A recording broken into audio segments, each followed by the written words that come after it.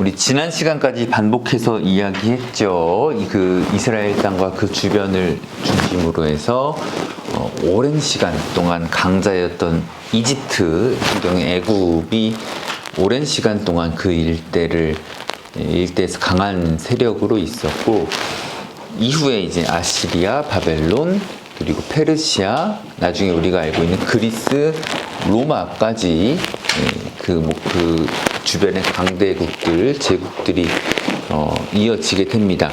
그 와중에 이제 이렇게 아셔야 합니다. 오랜 세월 동안 이집트가 있었고, 그 다음 아시리아, 바벨론, 페르시아, 그리스, 로마, 이스라엘 나라의 북왕국, 북이스라엘은 아시리아가 BC 722년에 깡그리 멸망을 시킵니다.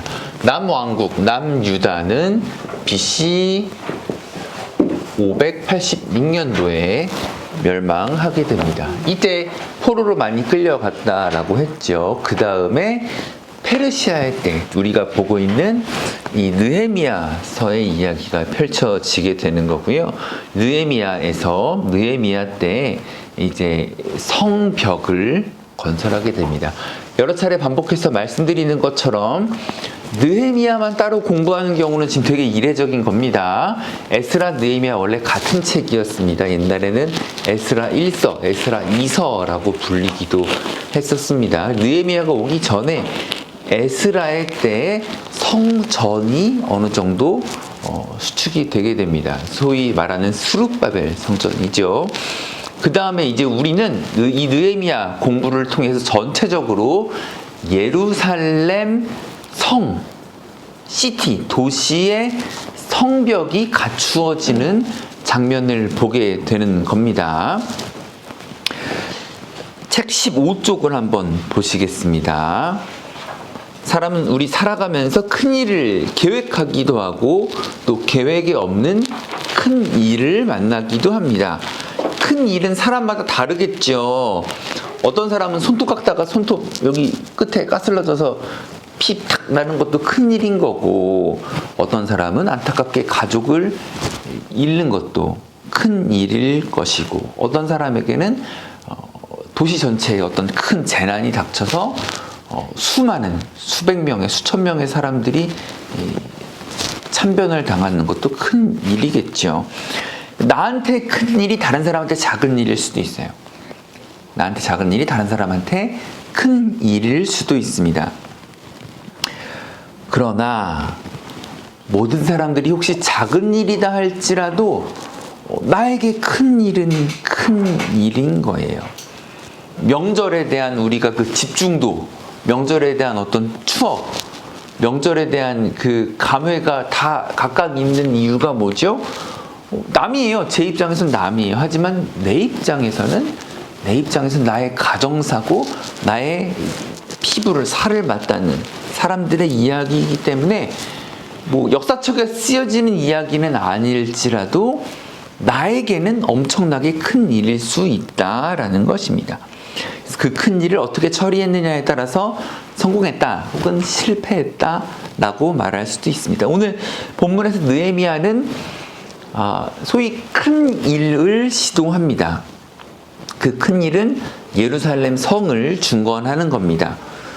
포로의 몸으로 지금 3대째, 아마도 3대째 이 페르시아에 끌려와 있는데, 그래도 다행히도 어떻게 출세의 길이 열려서 높은 지위에 올라왔어요. 우리가 지난 시간에 살펴본 느헤미야 1장에서는 느헤미야가 그 소망을 품는 것까지, 사명을 가지게 되는 것까지, 내가 저 무너진 성벽 때문에 속이 아프구나, 마음이 쓰이는구나, 저것을 위해 내가 무엇을 해야 할까라고 소명을 얻는 것까지 이야기를 진행해 보았습니다. 출세를 했고 마음속에 어떤 이런 바람이 있고 안타까움이 있다 할지라도 즉시 예루살렘 성을 세우는 것은 불가능합니다. 어렵습니다. 그러나 그럼에도 불구하고 이 큰 일을 시도하기로 결정합니다. 오늘 이 큰 일을 시도하는 모습을 통하여서 어떤 교훈이 있을지 한번 생각해 보도록 하겠습니다. 우리가 큰 일을 시도하기 위해서 어떻게 해야 되는가? 우리 지난 시간에 살펴본 것처럼 느헤미야는 기도를 했습니다. 1장 11절 책에 적혀있죠. 주여 구하오니 귀를 기울이사 종의 기도와 주의 이름을 경외하기를 기뻐하는 종들의 기도를 들으시고 오늘날 종으로 형통하여 이 사람 아닥사스다 왕 앞에서 은혜를 잊게 하소서 기도를 했습니다. 당시에 가장 큰 권세를 쥐고 있는 통치자로부터 은혜를 입어서 고향으로 돌아가서 황폐한 조국의 성을 중건할 수 있게 해달라는 것입니다. 우리는 지난 시간에 기억나실지 모르겠지만 느헤미야의 직업이 뭐라고요? 술 맡은 관원, 왕과 가까운 사람, 왕에 가까운 충복 신하였다라는 것을 알 수 있었습니다. 느헤미야는 사실은 조금만 과욕을 부리면 한번 얘기할 법도 합니다. 아, 왕이시여, 제가 좀 요즘에 이제 큰 사업을 하나 좀 구상하고 있는데요. 저기 블루오션이 있습니다. 저기 가서 제가 성벽 한번 세워보고 좋은 일 한번 하면 좋을 것 같은데, 이렇게 간을 보고 이야기해 볼 수도 있었지만 느헤미야는 이렇게 기도했습니다. 그 밑에 있는 따옴표를 한번 다 같이 읽어주십시오. 시작. 하나님의 왕의 마음에 저를 당하고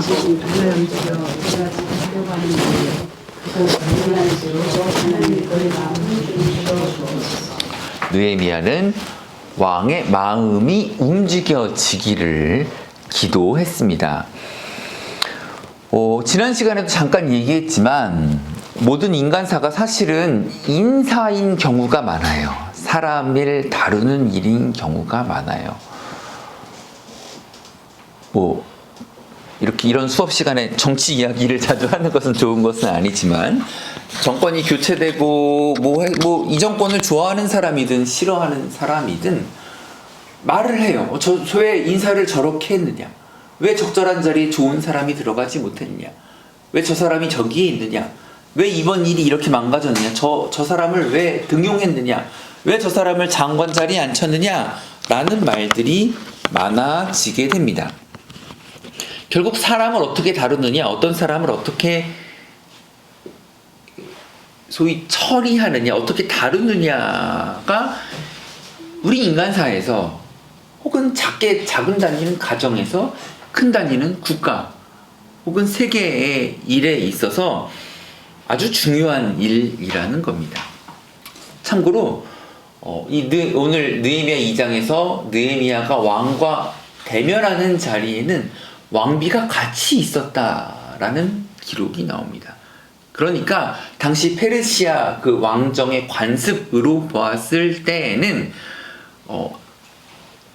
사적인 자리였을 가능성이 높다라는 겁니다.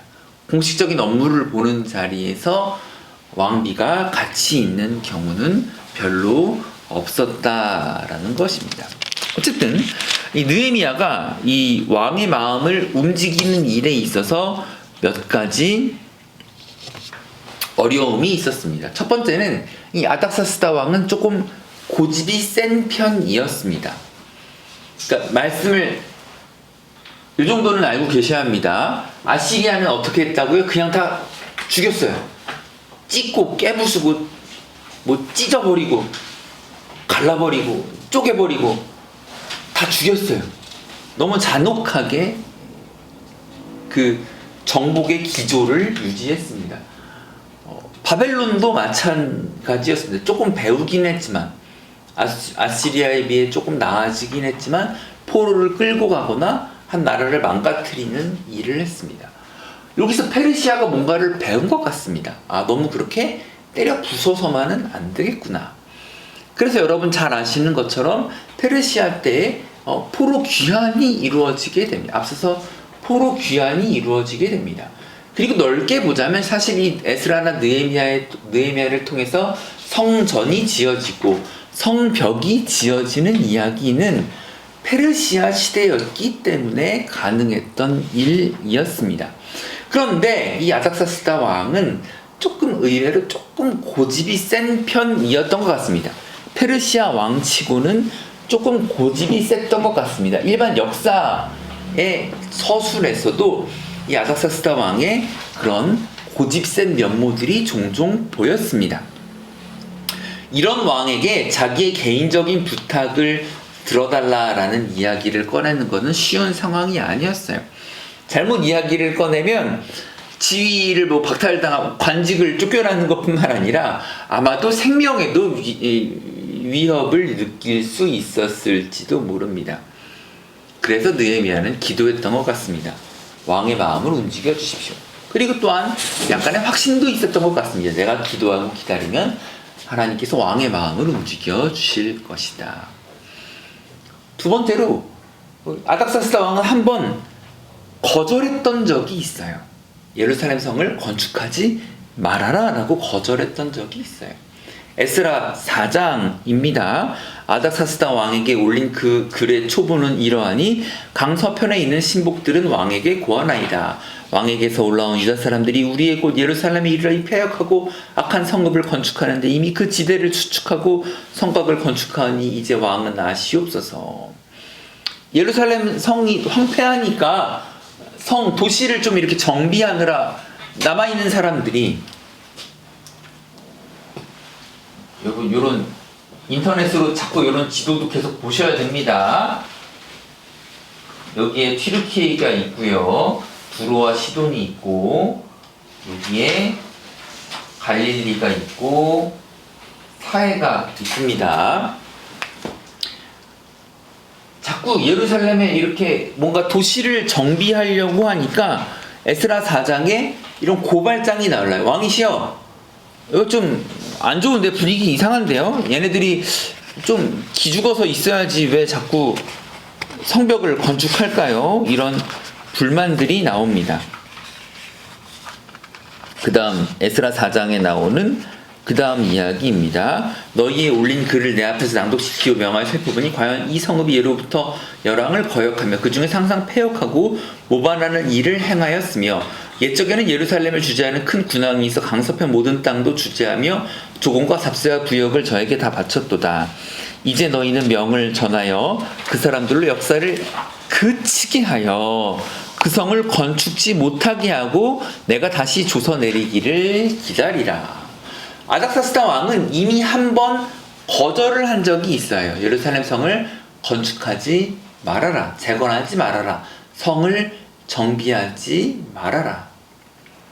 무슨 말이죠? 여기 티그리스 유프라테스 강이 흐르고요,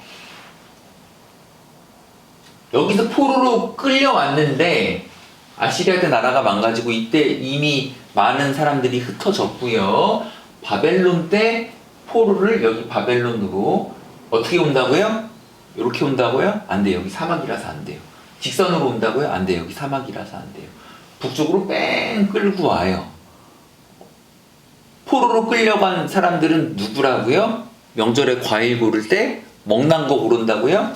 상처난 과일 고른다고요? 아니요. 포로로 끌려간 사람들은 소수의 엘리트들, 좀 사는 놈들, 집안 괜찮은 놈들, 왕족들, 지도자들, 젊은 놈들을 끌고 갔어요. 그럼 포로 이외에 남은 자들이 절대 다수입니다. 남아있는 사람들, 지도 살아야 될 거 아니에요. 살 사람은 살아야 될 거 아니에요. 성벽을 건축하려고 했는데 누가 고다질한 거예요. 왕이시여, 저기 우리가 예전에 그 좋은 홍옥, 상처 안 난 한라봉, 좋은 홍옥, 부사, 사과, 좋은 딸기들은 우리가 가지고 왔는데요. 사람 얘기하는 겁니다. 아주 괜찮은 놈들은 다 잡아왔는데요. 여기 살고 있는 애들이 있거든요. 걔네들이 성벽을 건축한대요 라고 하니까 아닥사스다 왕이 뭐하니? 하지마 라고 한번 거절을 한 적이 있는 거예요. 18쪽입니다. 느헤미야가 예루살렘 성을 중건하기 이전에 먼저 예루살렘에 돌아왔던 사람들 가운데 예루살렘을 건축하려는 운동이 과거에 이미 있었습니다. 그러니까 이미 있는 사람들 플러스 에스라, 느헤미야 이전에 포로 귀환을 했던 사람들 플러스가 되니까 이 성벽을 어떤 도시의 경계나 이런 것들을 다시 세워야 되는 거예요. 땅의 구획을 다시 나눠야 되는 거예요. 왜? 3대가 지났잖아요. 그러니까 내가 이미 살던 곳, 또 돌아온 사람들이 터를 잡아야 될 곳. 우리의 소원은 뭡니까? 네, 역시 우리 잘 교육을 받으셔서 통일되면 아주 큰 문제 중에 하나가 인플레이션이 통화 가치 문제니 사상의 문제니 인력의 문제니 이념의 문제니 그것도 큰 문제지만 제가 들었던 재미있는 이야기 중에 하나가 지금 북한에 살아계신 분들 대를 이어서 가지고 계신 분들 중에 명동에 있는 땅 문서를 가지고 계신 분들이 많다라는 거예요. 무슨 말이죠? 명동이요 어느 정도냐면요 땅값이 전 세계 탑 수준이에요. 제일 비싸다는 뉴욕 그런 데랑 비길 정도예요. 평당 얼마 안 하죠. 평당 12억이라나요? 몇 억이라나요? 그런 땅이에요. 근데 북한에 계신 분들 중에 그 6.25 전쟁 때 어떻게 막 엉켜가지고 그냥 내 땅 문서만 가지고 올라갔는데 그 명동 땅 문서인 거예요. 통일되면 어떻게 돼요? 통일되면 이 땅 문서 들고 오면 어떻게 해요? 네네. 아무튼 그 정도에 비할 바는 아니었겠지만 포로로 잡혀갔던 특히 누가 잡혀갔다고요? 왕족 엘리트, 지주층, 부유층이 있었으니까 돌아왔을 때 우리가 살던 명동, 강남, 용산 여기 좀 살아야겠다라고 하는데 이미 포로로 다 끌려가고 황폐한 곳에서 어떻게 하지 못해서 어쩔 수 없이 용산에 살았던 사람들, 어쩔 수 없이 강남 압구정에 살았던 사람들, 그런 사람들은 어떻게 할 거예요? 이런 문제가 있으니까 도시 정비가 필요한 거죠. 성벽을 세워야 되고 구획을 나눠야 되고 이런 정리조차도 아닥사스다 왕은 하기를 원치 않았던 거예요. 그런데 지금 18쪽 중간입니다. 느헤미야는 왕에게 들어가서 예루살렘 성을 건축하는 일을 허락해 줄 것을 요청하려는 것이었습니다. 잘못하면 어떻게 될지 알 수 없습니다.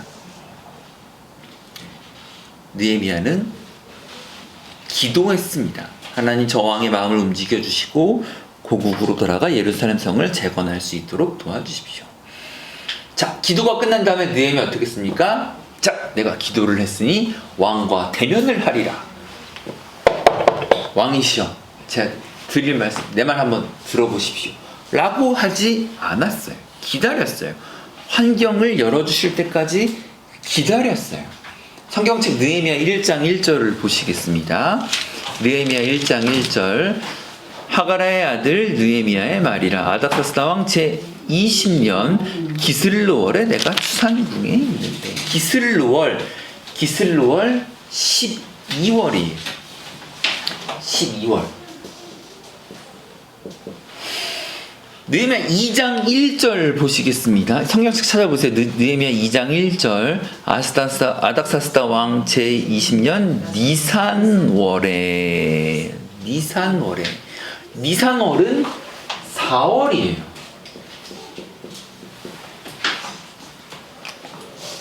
아마도 보통 왕의 재위 기간 우리가 보통 말하는 세종 4년, 연산군 2년 이렇게 하는 연도 기준은 아마 9월, 10월 달 정도의 카운트가 되었던 것 같습니다. 아무튼 느헤미야는 4달을 기다렸습니다. 기도한 후에 4달을 기다린 거예요. 기도의 응답이 당장 나타나지 않았다라고 해서 우리 실망할 때가 얼마나 많습니까? 기도해보고 하루를 못 기다린 적이 있습니다. 저는 있습니다. 한 주가 일주일 기도하면서 일주일 기다리는 게 좀이 쑤셔서 못하는 경우가 저는 있었습니다. 당연히 기도하면서 한 달을 기다리는 것은 너무나 힘든 일이었습니다. 우리가 지나간 신앙생활을 살펴보면, 지나간 사역들, 어떤 교회에서 했던 봉사들을 살펴보면 너무 성급하게 서두르다가 실패했던 경험들이 한 번쯤은 있으실 겁니다. 느헤미야는 기다릴 줄 알았습니다. 기도하는 사람이라는 것은 기다릴 줄도 아는 사람이었다라는 것입니다. 오늘 느헤미야 2장 1절 이하 말씀입니다. 니사놀의 왕의 앞에 수리기로 내가 들어 왕께 드렸는데 이전에는 내가 왕의 앞에서 수색이 없었더니 왕이 내게 이르시되, 야, 네가 지병이 있지 않잖아. 근데 왜 얼굴이 이렇게 어둡느냐?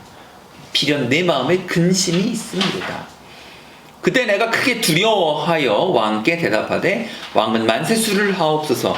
나의 열조의 묘실에 있는 성읍이 이제까지 황무하고 성문이 소화되어 싸우니 내가 어찌 얼굴에 수색이 없사오리까. 느헤미야는 기도했었죠. 문을 열어달라고. 하나님이 문을 열어 시작하시면 내가 그 일을 함께 하겠다라고. 기회가 오지 않았어요. 4달 동안 기회가 오지 않았어요. 4달 동안 기회가 오지 않았을 때 느헤미야가 어떻게 했나요? 항상 기뻐하라, 쉬지 말고 기도하라, 범사에 감사하라, 할렐루야, 막 찬양이 넘쳤습니까? 아니었어요. 얼굴에 근심이 가득했어요. 이거 여러분들 위로가 되지 않습니까? 위로가 되지 않습니까? 성경의 어느 부분에서는 항상 기뻐하고 쉬지 말고 기도, 범사에 감사해야 될 것 같은데, 그러지 못하면 뭔가 굉장히 잘못하고 되게 부끄럽고 민망할 것 같은데 그러지 않았어요. 희한하게 느헤미야는 얼굴에 근심의 그 표시를 냈다라는 게 저에게는 참 위로가 됩니다. 저도 때로는 낙심하고 낭망할 때 어쩔 수 없이 근심하고 기다릴 때가 있었거든요.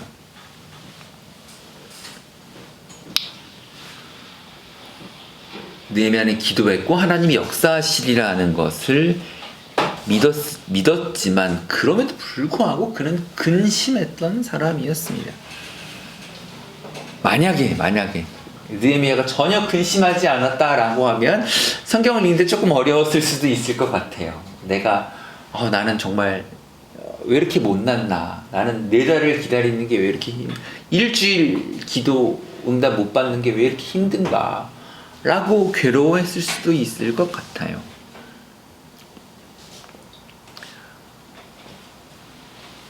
만약에 느헤미야가 전혀 근심하지 않았다라고 하면 그냥 우리와 다른 사람, 저 사람은 원래부터 대단한 사람이었지, 위인이었지 라고 그냥 우리랑 다른 사람처럼 선을 그었을지도 모르겠어요. 느헤미야는 근심했다라고 기록을 합니다. 하나님은 어느 한 사람의 인간적인 근심을 통하여서도 기회를 주실 수 있는 분입니다. 왕이 가만히 보니까 그날따라 신하의 얼굴에 수색이 있습니다. 내 얼굴에 왜 그렇게 수색이 있느냐? 성경은 기록하기를 느헤미야는 이 말을 듣고 두려워했다라고 합니다.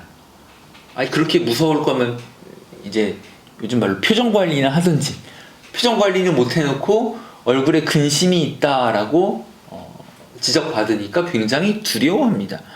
왜 두려워합니까? 우리 지난 시간에 이야기했죠. 느헤미야의 직업은 술 맡은 관원. 먼저 기미를 합니다. 독이 없는지. 혹은 술을 추천합니다.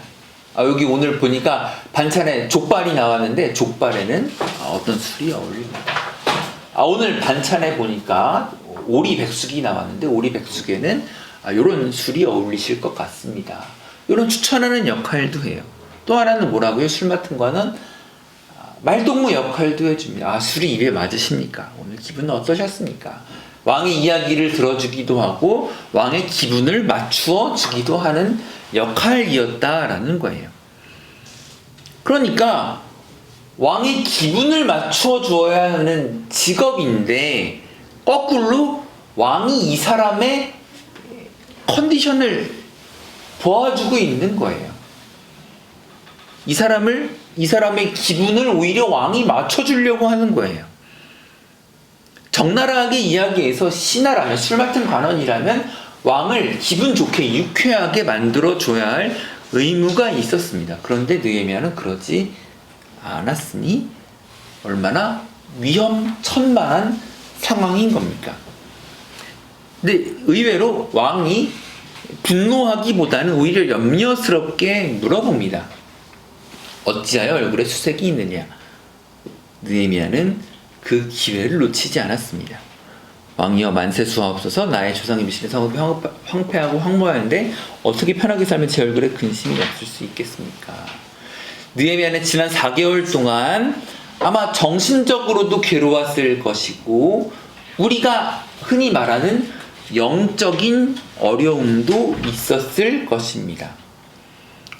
하나님을 믿으면서 기도하면서 하나님께서 일하실 것을 알면서도 왜 기회가 오지 않는지에 대해서 답답했을 것입니다. 이제 기회가 온 겁니다. 2장 4절입니다. 성경책 보시고 느헤미야 2장 4절 함께 읽어주세요. 시작. 왕이 그에게 이르시되 그러면 네가 무엇을 하느냐 하시기로 내가 곧 너의 하나님과 묵도하고. 느헤미야가 어떻게 했다고 왕이 질문하니까 묵도했다라는 겁니다. 질문하니까 옳거니, 왕이 말을 거니까 옳거니 됐어, 기회가 왔어. 왕이시여 제가 이렇게 원하는데 이렇게 얘기하지 않았어요. 그 순간 잠시 묵도했다라는 겁니다. 뭐라고 대답해야 할지를 여쭈어 보았던 것 같습니다. 기도하는 습관이라는 것이 중요하다라는 것을 알 수 있는 대목입니다. 신앙생활은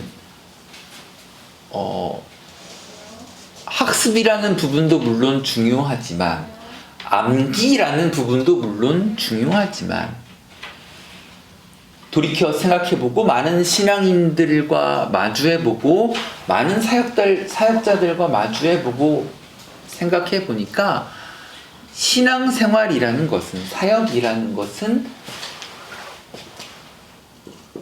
트레이닝에 가까운 거예요. 트레이닝에 가까운 것 같아요. 훈련이에요.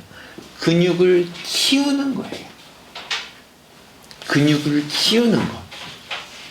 기도에 근육이 있는 사람이었다는 것 같습니다.